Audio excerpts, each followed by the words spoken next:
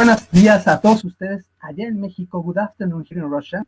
Es un placer para nosotros darles la bienvenida a este webinar titulado Space Week, Human Factors During Long-Term Space Flights, el cual es organizado por Grupo BENAC en colaboración con la TAM Eurasia Consulting Group, con la Universidad Autónoma del Estado de México y del diputado Alfredo Quiroz Fuentes, con motivo de la Semana Mundial del Espacio, que en su edición de este año busca conmemorar el esfuerzo y la entrega de todas aquellas mujeres que han colaborado y colaboran actualmente en diversas áreas de la industria espacial, y cuyos conocimientos han contribuido sustancialmente a la conquista del espacio y de otros confines del cosmos.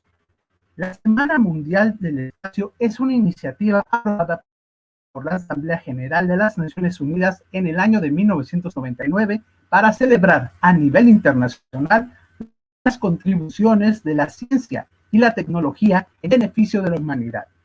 Recordemos que este gran sueño comenzó el 1 de octubre de 1957, cuando entonces la Gran Unión Soviética puso en órbita el primer satélite artificial, el Sputnik 1, el cual estuvo orbitando durante 92 días nuestro gran planeta azul, dando inicio a la era del progreso tecnológico del siglo XX.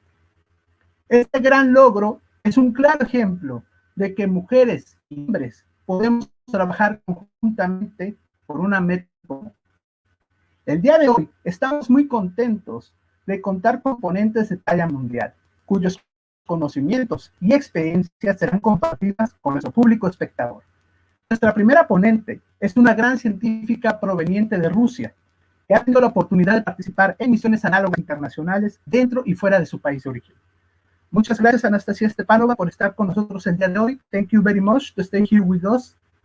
Y nuestro segundo ponente es una gran promesa de la cosmonáutica mexicana, quien también ha tenido la oportunidad de participar en misiones análogas internacionales, tanto en Estados Unidos como en Brasil. Muchas gracias, Acatzin, por estar aquí. Cabe aclarar que las ponencias serán dictadas en idioma inglés. Y una vez concluidas ambas ponencias, tendremos una ronda de preguntas y respuestas. En este sentido, invitamos amablemente a nuestro auditorio a expresar todas sus inquietudes. Y sin nada más que agregar, damos inicio a nuestro webinar, a la cuenta regresiva de 5, 4, 3, 2, 1. Comenzamos. We start with our webinar with our first speaker. She's Anastasia Stepanova. She currently lives in Russia. She's been a member of the crew of international space projects. One of them is Mars 160 and Sirius 19. She has been the first female test subject in the scientific experiment dry immersion, and she also is an engineer at the Institute of Biomedical Problems of the Russian Academy of Science. In addition, she's a space journalist and rescuer at Space Reserve.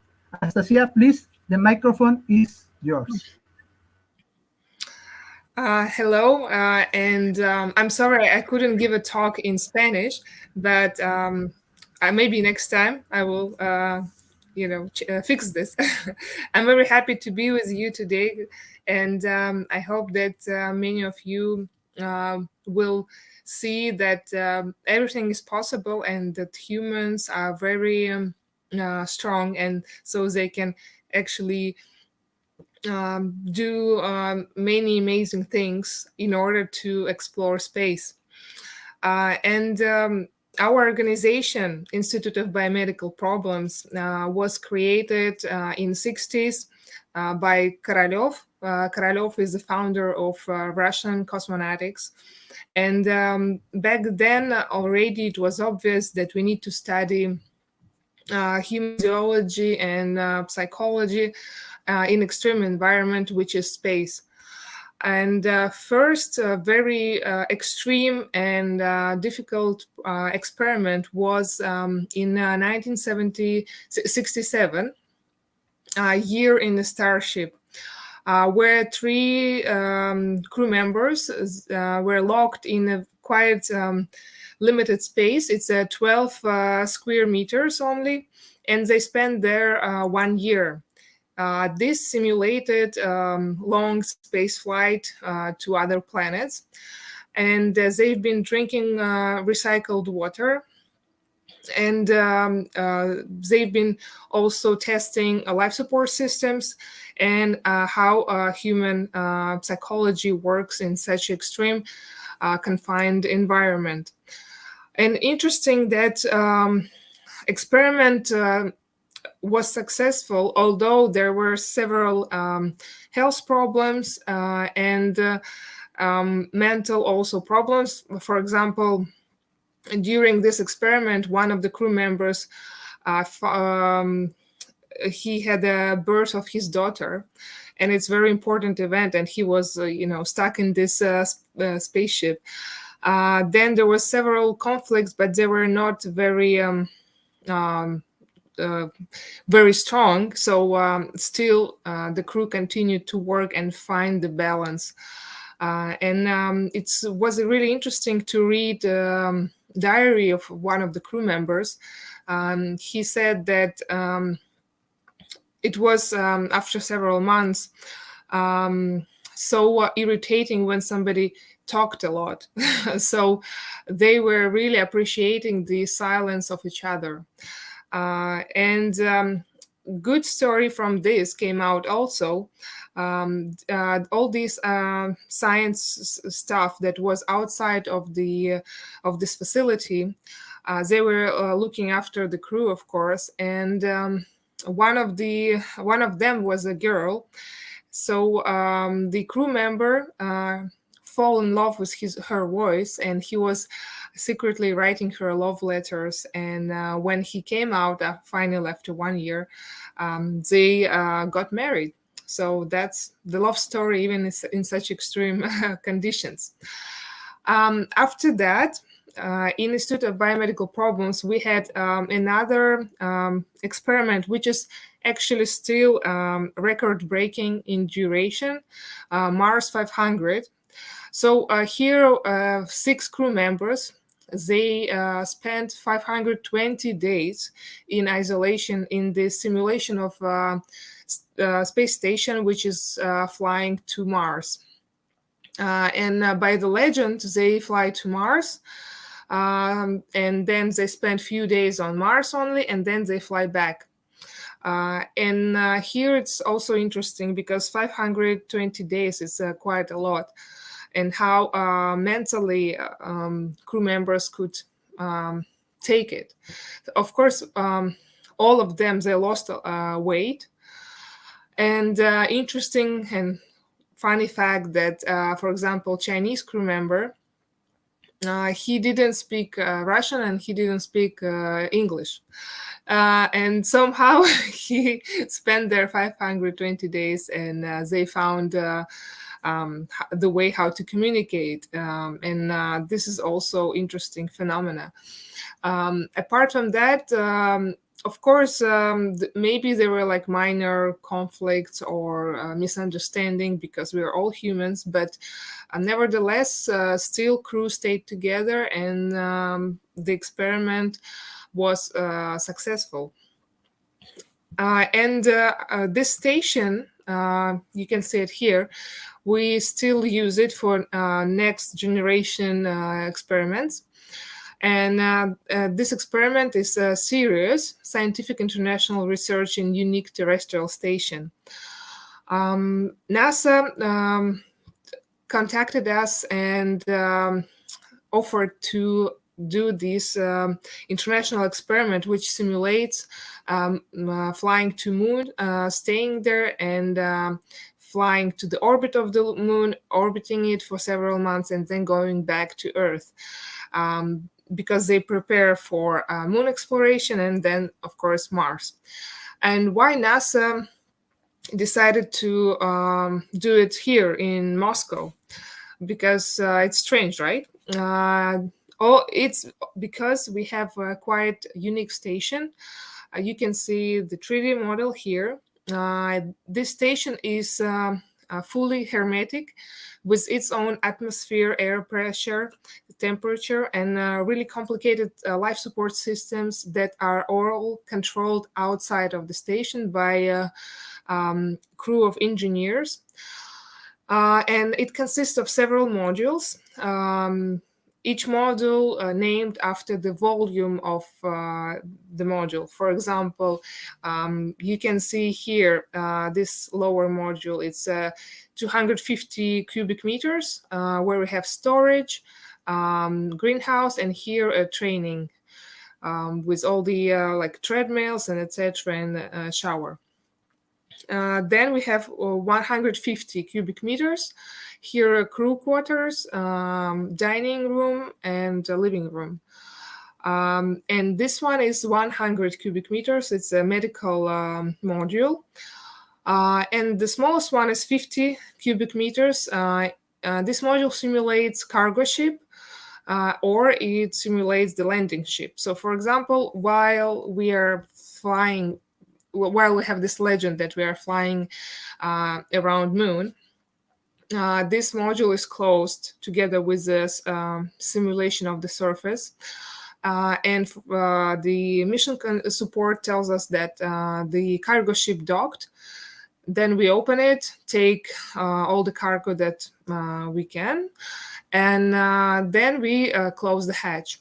And when we have, for example, landing to the moon, also 4 crew members, they go to this 50 module, close the hatch, and 2 stay on the orbital station and control and help to the rest of the crew.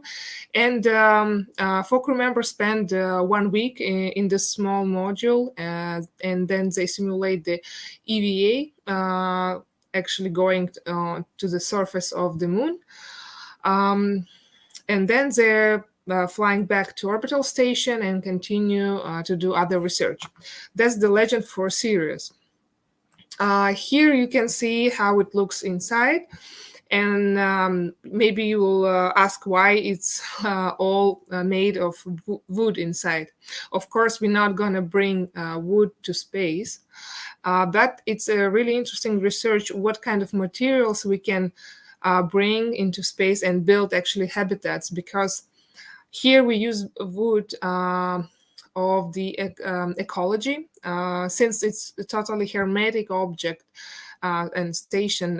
We need to have materials which don't leak any not healthy gases. So that's why we used wood. And another reason, also psychologists said that wood is really good for your mental health. But yeah, many people find that it looks like a sauna, and yeah, it is. We had around 80 experiments, so most of them it's there on the physiology of humans, psychology, immunology, and operational skills. And in this station, we have around 60 cameras. So 24/7, the crew outside, which consists of engineers, doctors, they monitor crew members and make sure that everything is fine. Also, they monitored all the systems in side of the station, which is level of CO2 and air pressure and temperature.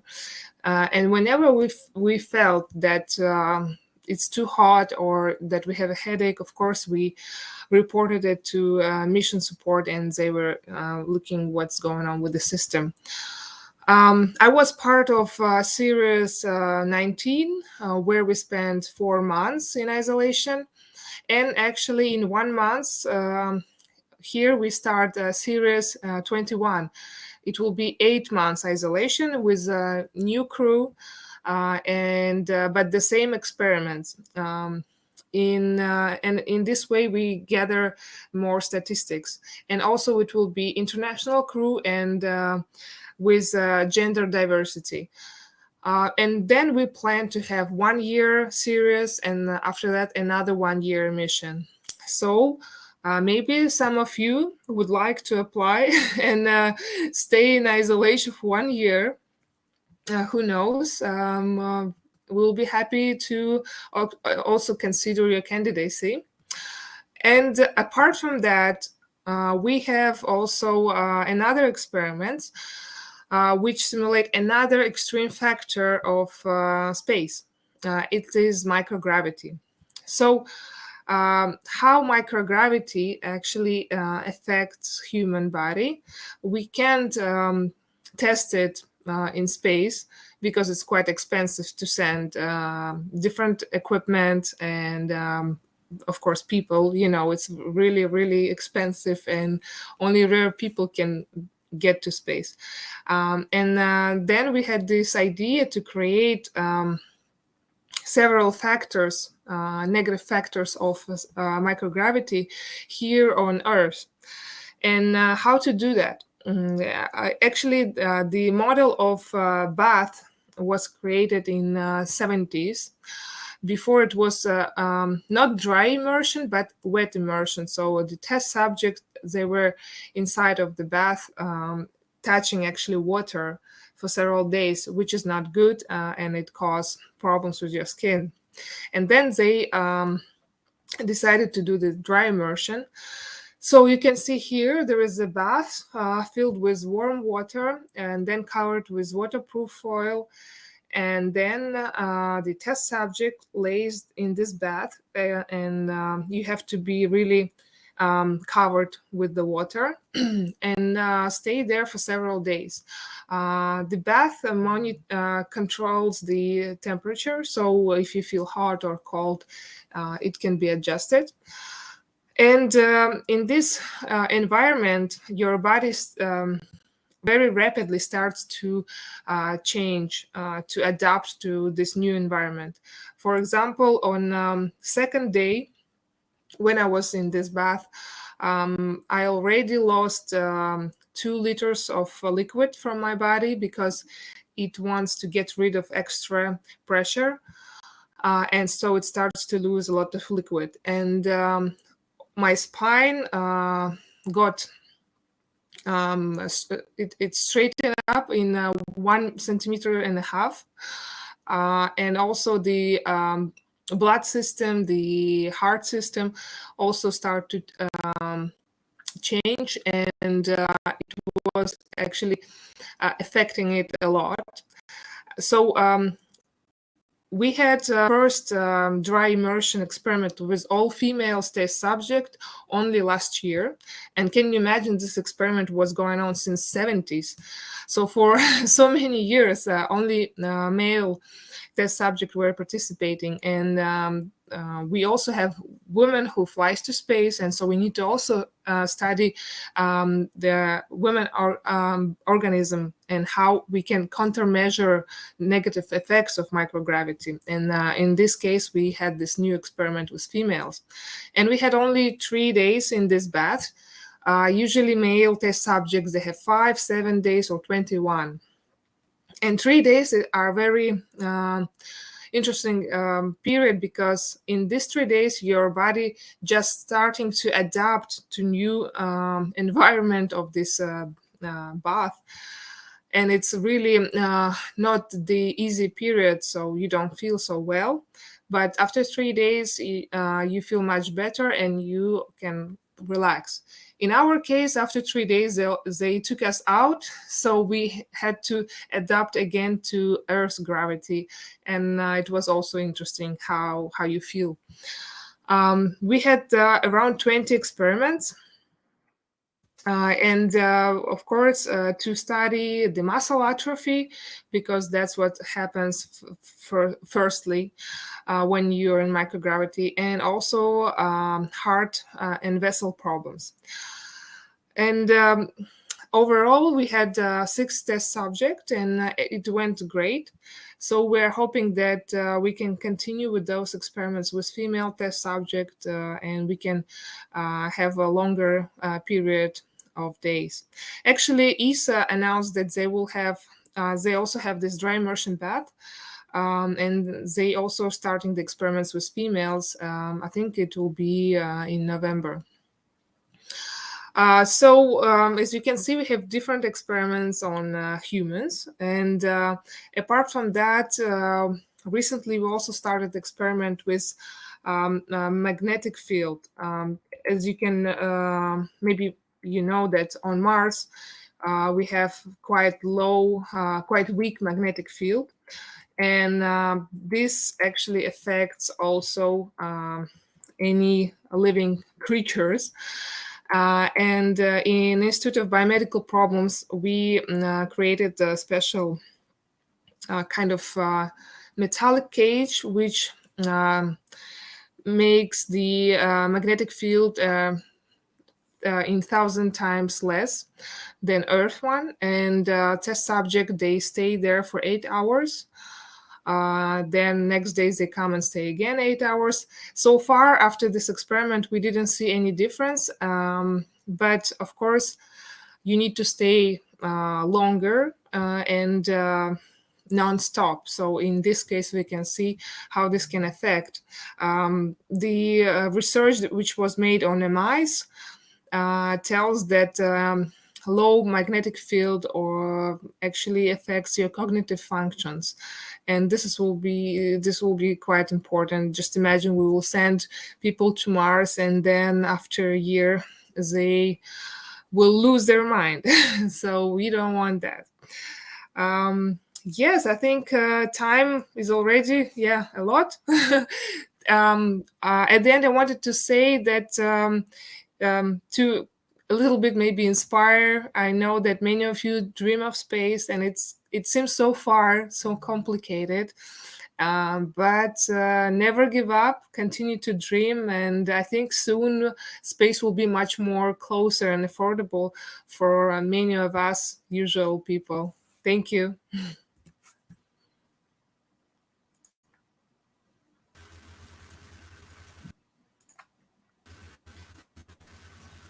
Thank you so much, Anastasia. It's a good presentation. Honestly, you inspire us, all Mexicans, to continue to study. And you hear Acatzin, he wants to apply to the next serious mission.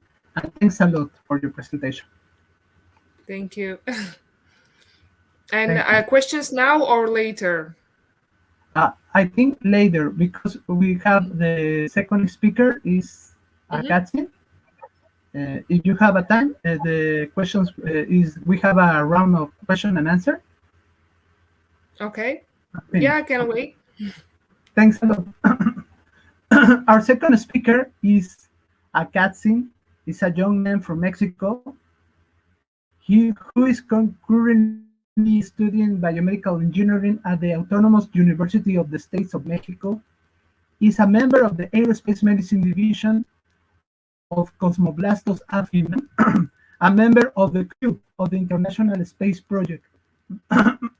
In March 2021, an Habitat Marte Brazil Mission 65.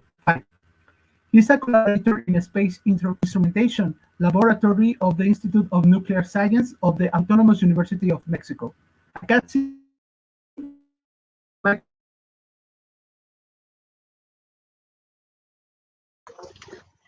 Thank you so much, Mr. Aaron. Bueno, buenas tardes, buenos días a todos. I want to explain in English this topic, but sometimes I want to try to speak in Spanish if somebody has a question or something like that. And well, I'm going to start to share my screen. And let me do that. Well, first I want to say thank you to Anastasia to the great presentation that she gave us. And it's a real honor to be here with she in this kind of webinar and to present this kind of topic. And well, the topic is human factors during long-term space flights. And I'm going to talk about from the perspective for a mission that I had in MMAARS in Mojave Desert in the United States. And I also want to say thank you to MMAARS, to this mission, and also to my university to support this kind of events that is really important for the space sector in Mexico. And well, I'm going to start with this. I don't know if you can see my screen. Can you please say me if you can see it?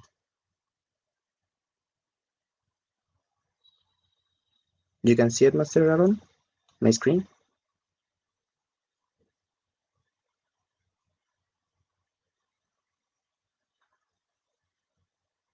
Hello, you can see it. Yeah, you can see it. Okay, thank you. And well, first I want to explain you what is a human factor and what is this important for the aerospace medicine or for space flights.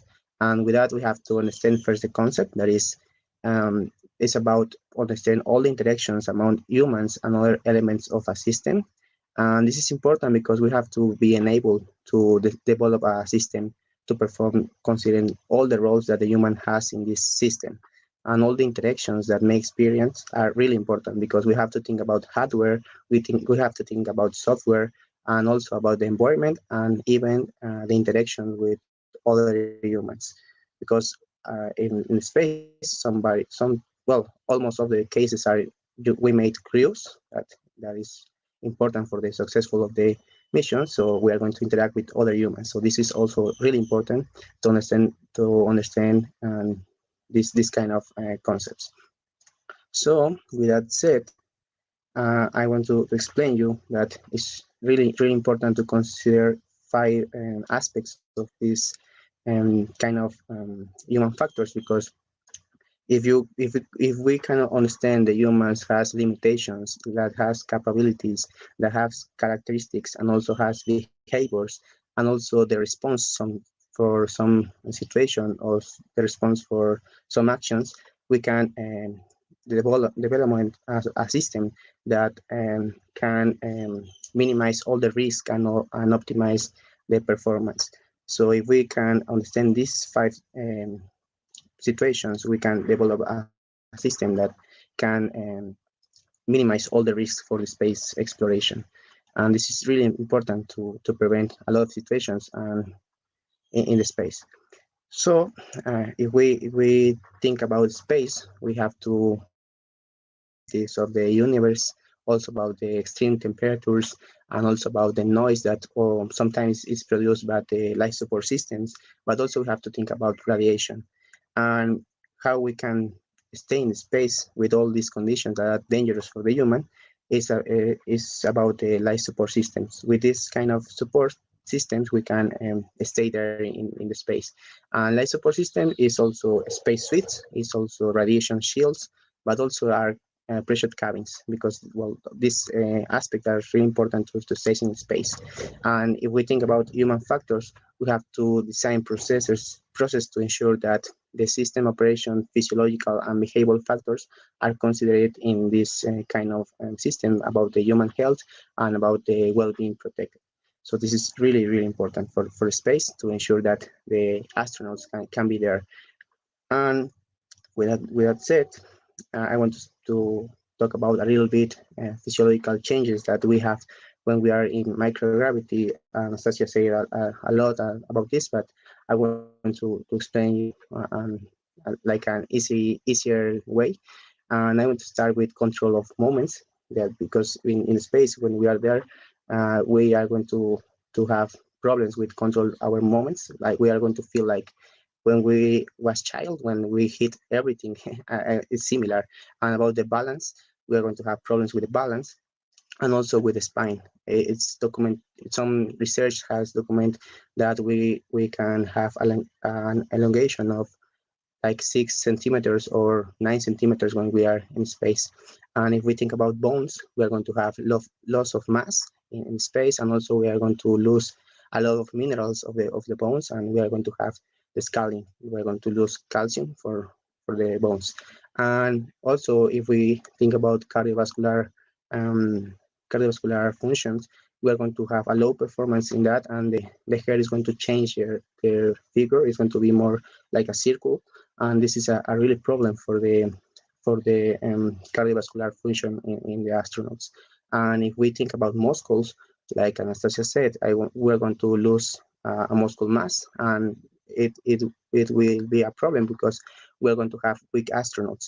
And if we think about in the task that they do in the Space International Station, imagine that they are going to go to repair maybe the robotic arm, and this requires a lot of energy, and the astronauts can do that if they lose their muscles. So we have to design specific protocols to prevent this kind of situations.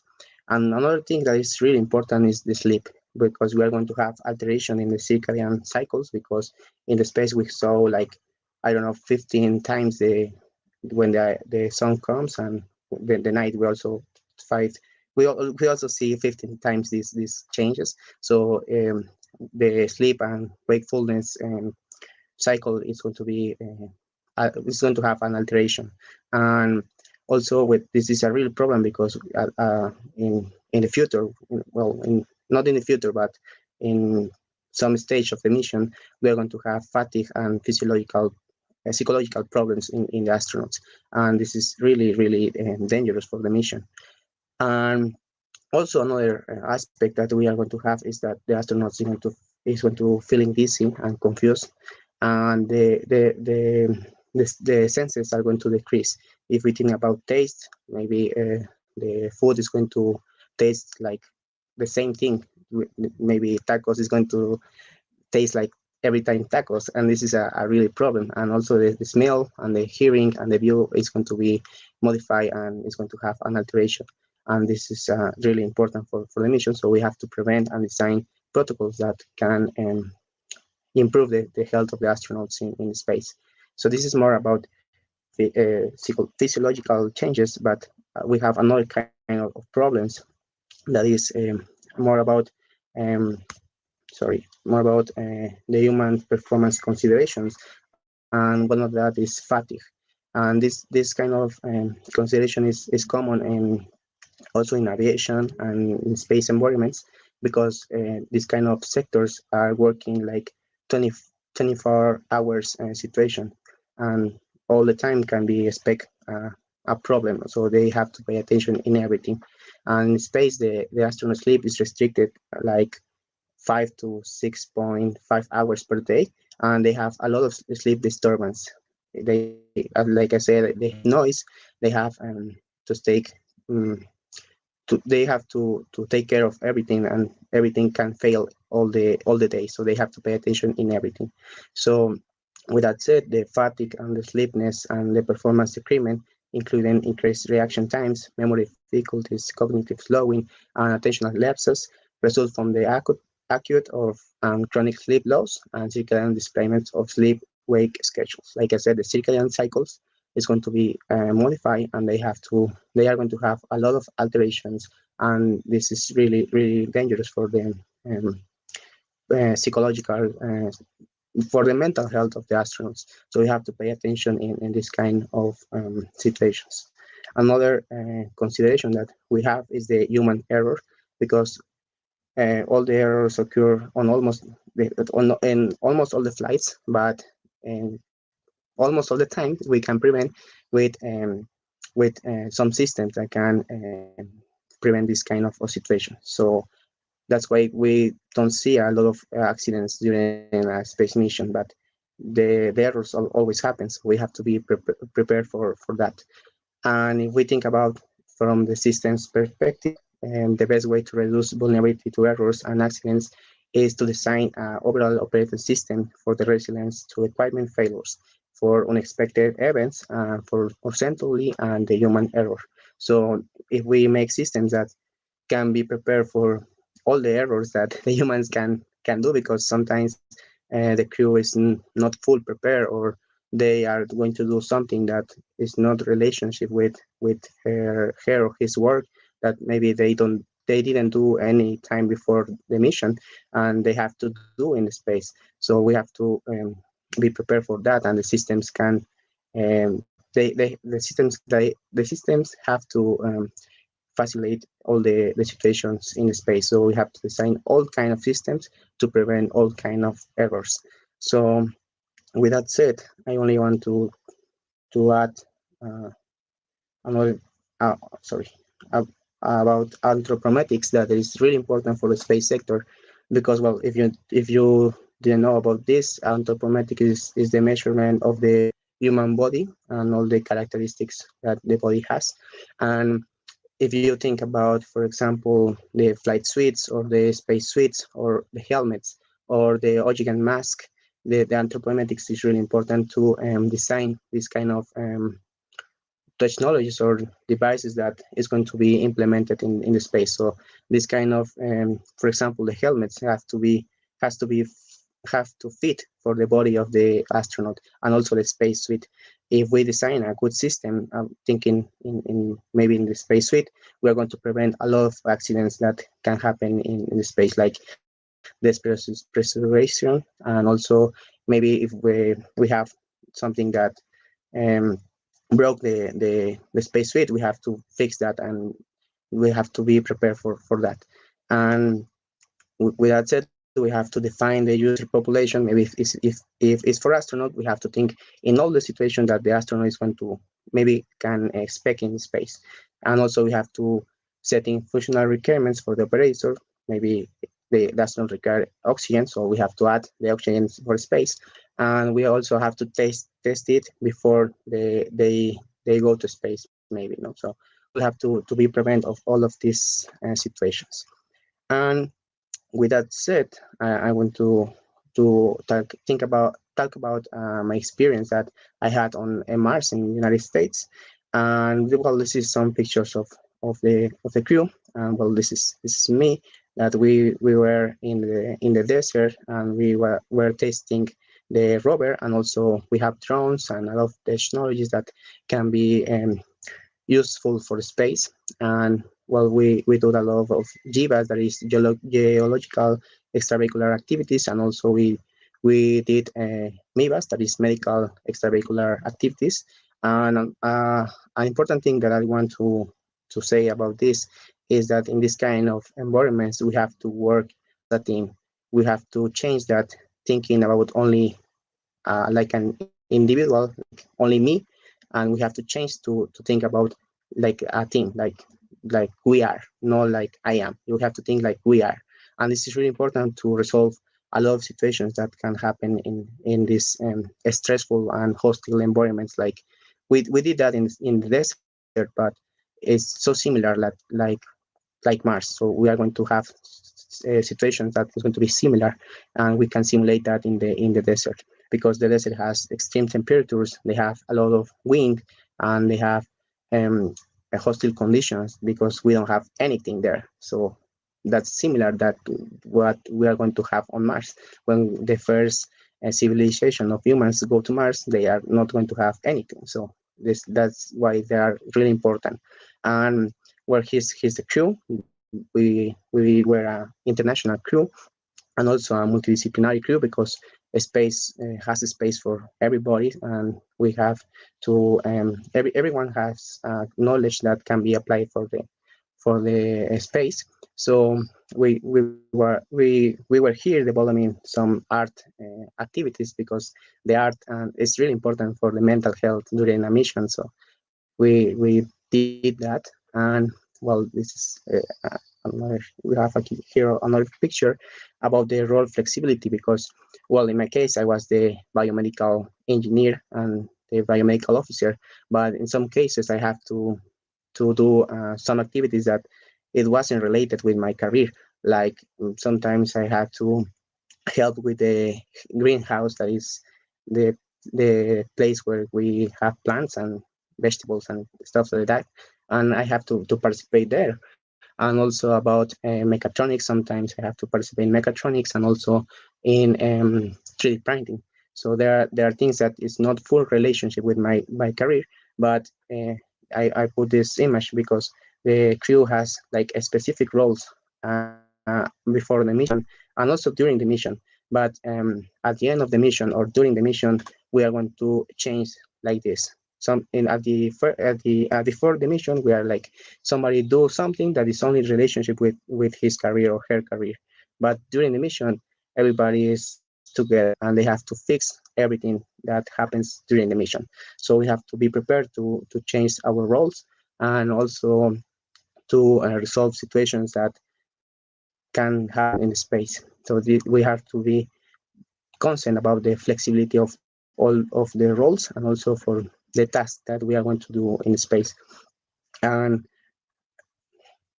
also, I only want to finish with this presentation saying that the space health research benefits everyone, because if we think in space, we can develop some technologies that can apply here in the Earth.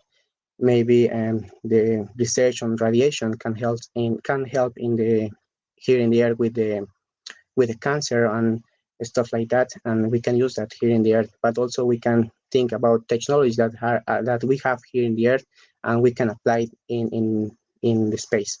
Because what we learn in 6 months in space, we will not learn here in 1 decade on the Earth.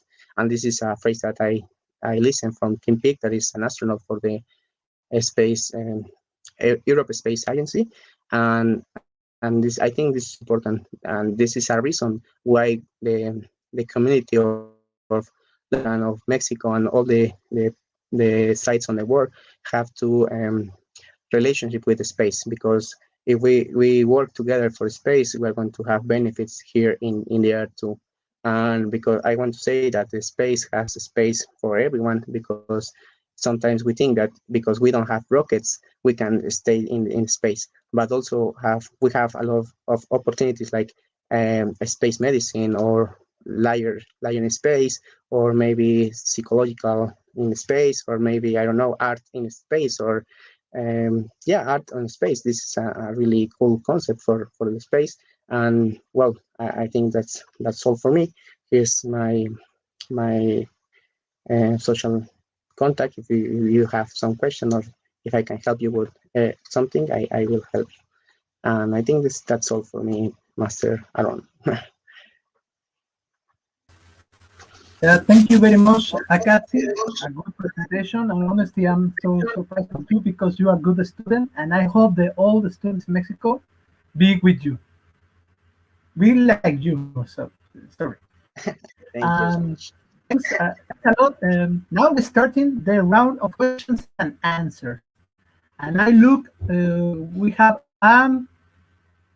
answers for our audience. Let me.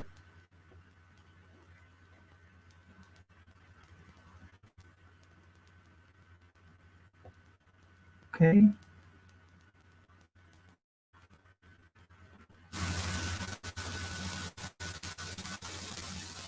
Okay, we start with the first question. Jordi asked, it could be possible to travel to Mars in next 5 years? I think Anastasia can respond this answer. Yes, you can respond, Anastasia.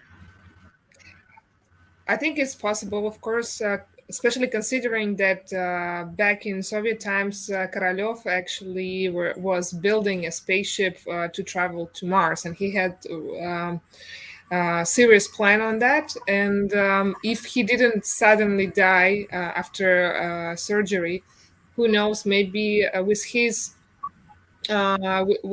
will, that he already managed to do a lot to send the first human to space, and to create all these amazing rockets and spaceships. And just imagine what happened if back then he wouldn't suddenly pass away. Maybe we would be on Mars. But here it's important just to go there and put a flag there and come back, and it will be like with the moon. Or if you want to go there and actually stay there, I think that's most important. And for that, yes, it's a lot of money investment, and also a lot of new creative ideas, and I think the whole world should unite for that. It's quite a difficult goal, but if that can be a really amazing uniting idea for the whole planet. Thank you for your answer, Anastasia. The next question, if you can respond, because we have now a lot of questions. And Nestle asked, what has the space that the Earth does not have?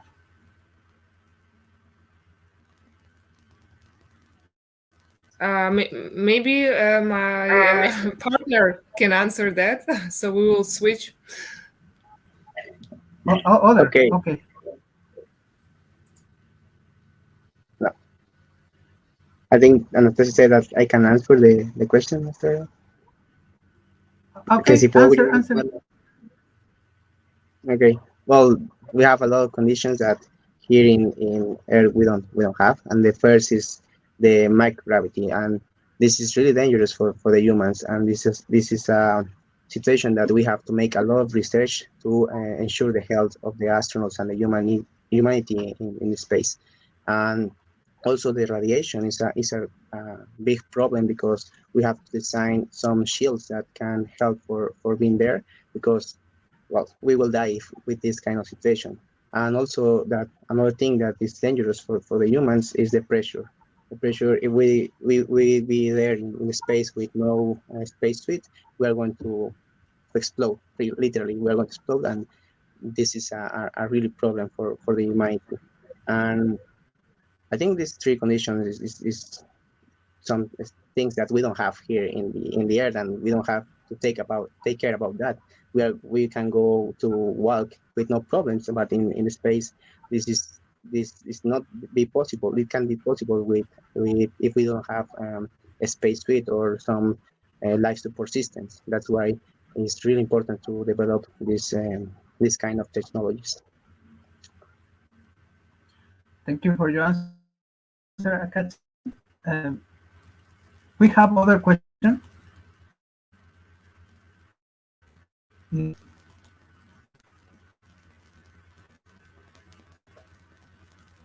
Okay,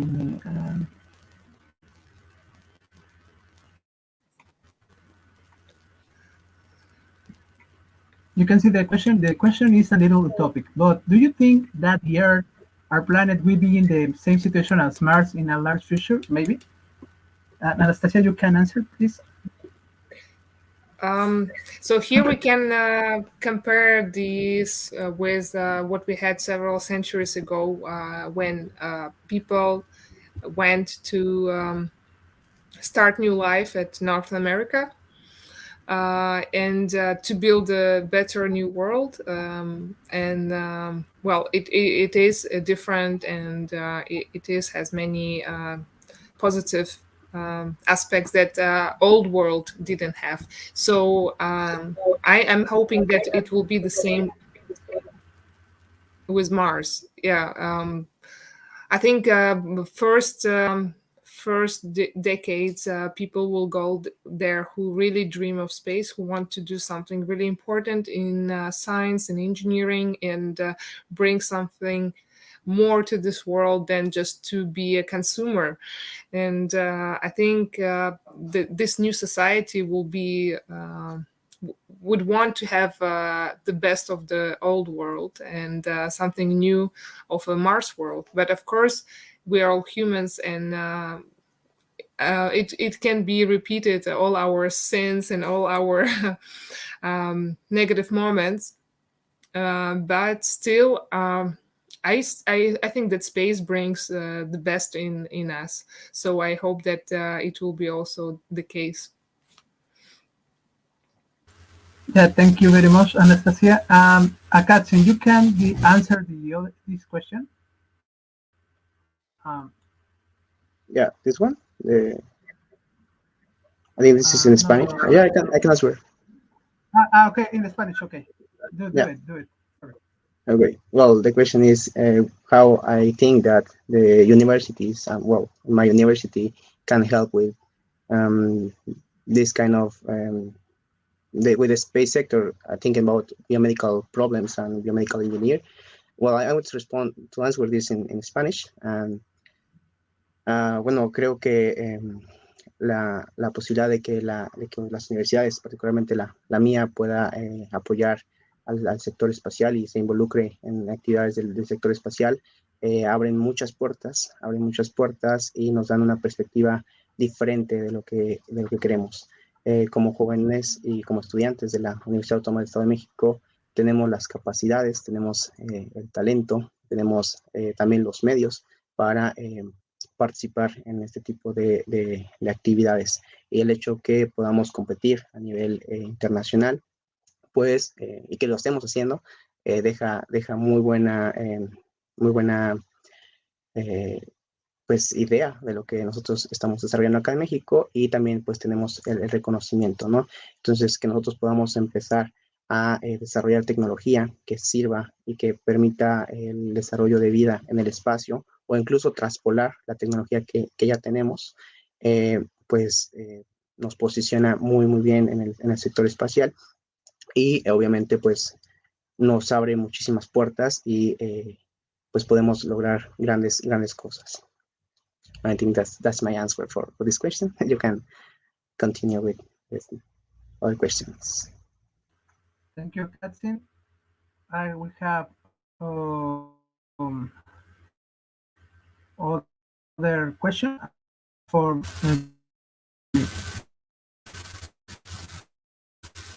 the question. Okay. It depends in which field of space program you work, because it can be engineering, and here a lot of difficulties, since space is quite extreme environment, and for example, only the microgravity adds so many problems, how you would manage that. Or for example, even on Mars, if you have a gravity there which is 3 times less than Earth, but there is the dust problems and the air pressure, and etc. So there are many problems evolved, but also the way we learn how to solve them, and what we invent during the problem solving is benefiting here life on Earth. Like by accident, when they were creating special wheels for Mars rover at NASA, then on Earth they started to use these rubber wheels that we use now on cars. And there are many different small examples like that, which made our life better. So yeah, space is seems like there's a lot of problems there, but that's why it's really interesting, and I think it's a challenge, and yeah, we need to go there. Thank you so much. The next question, sorry, is Acatzin. You can answer this. Okay. Well, I never been in space. You I hope you. I never been in space, but I think, well, what I want to see if I can go to space is I want to see the Earth from the space, because I think it's the most cool thing, or the more interesting part of go to space. And like it's a really honor, and it's so beautiful to see the Earth from space. I think that's the best part that I want to. Well, I'm thinking about no scientific things, but like more personal things. I think this is what I want to spec if I can go to space, and also I want to spec the microgravity, because this is a condition that is really interesting, and how the body can fix with this condition. And I want to add something that I didn't say before in the last question about my the importance of the university and relation with this kind of programs, because well, maybe we can start thinking about some webinars, some activities for the university to improve maybe the condition of go to simulate an habitat in hostile environments. Maybe we can go to volcanoes, or maybe to some areas that can simulate the space sector, and that will be really, really cool. And it can start thinking about how we can go to space in the Earth, and this is really important.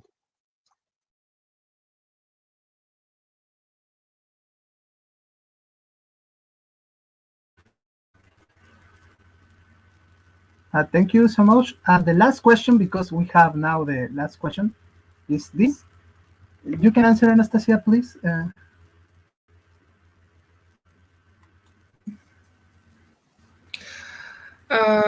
Okay, no, we didn't do the experiments dealing with the kids. That's really, you know, challenging moment. Even doing the experiments with humans, with adults who signed their permission, it's also complicated legally. So, and no, in this case, maybe there was different research dealing with mice, with baby mice, and how they grow in this microgravity, but or insects. For sure, there have been something like that, but not on human being.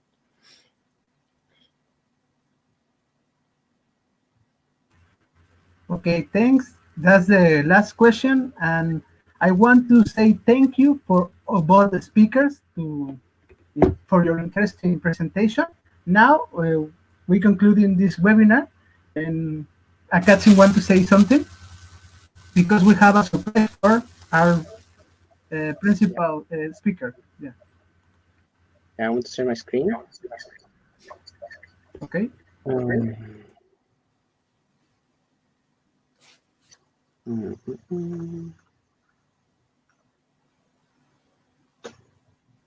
No, this is not the screen. Sorry. Let me change. Here's.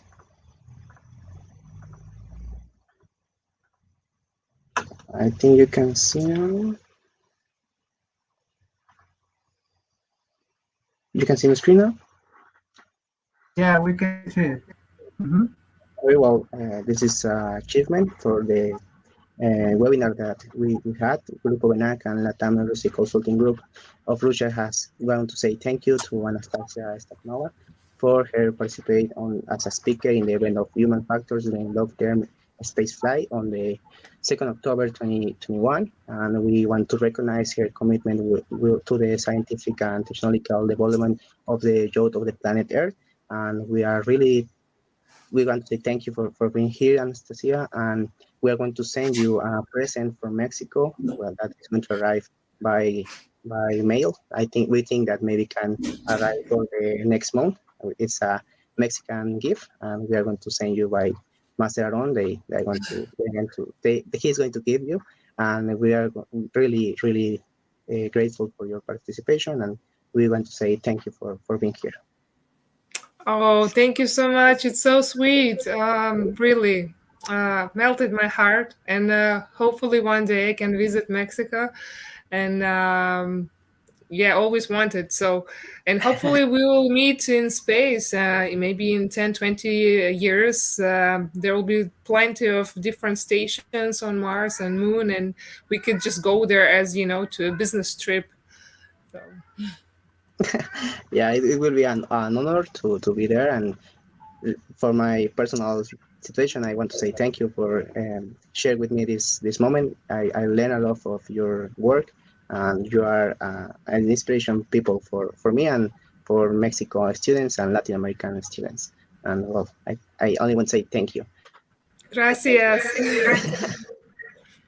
Well, now I want to share the yeah, I want to share the voice with I want to share the microphone with my partner Yuritsa, that she's going to say thank you in Spanish for the person that helped us to have this event. So, adelante Yuritsa, tienes el micrófono.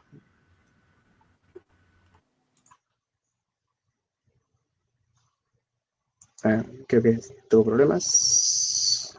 Creo que ya está aquí. Yuritsa.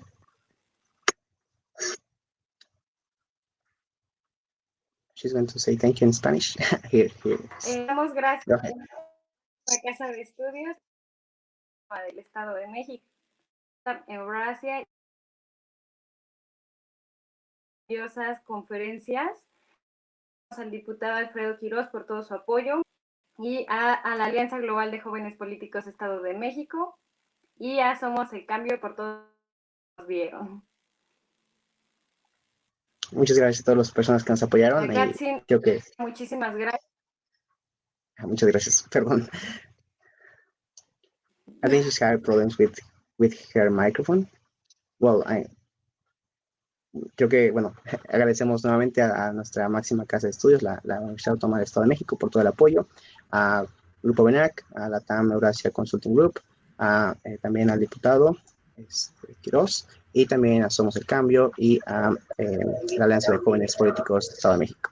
Y Anastasia, thank you for being here. It's a really honor and pleasure to share this moment with you, and we hope that we can share another moment in the future. Thank you. It was a pleasure to listen to you, and I wish you all the luck. And Ad Astra. Ad Astra. Ad Astra Hasta y las спасибо estrellas. большое. Bye-bye. Thank you so much. Bye. Thank See you. you. Bye bye.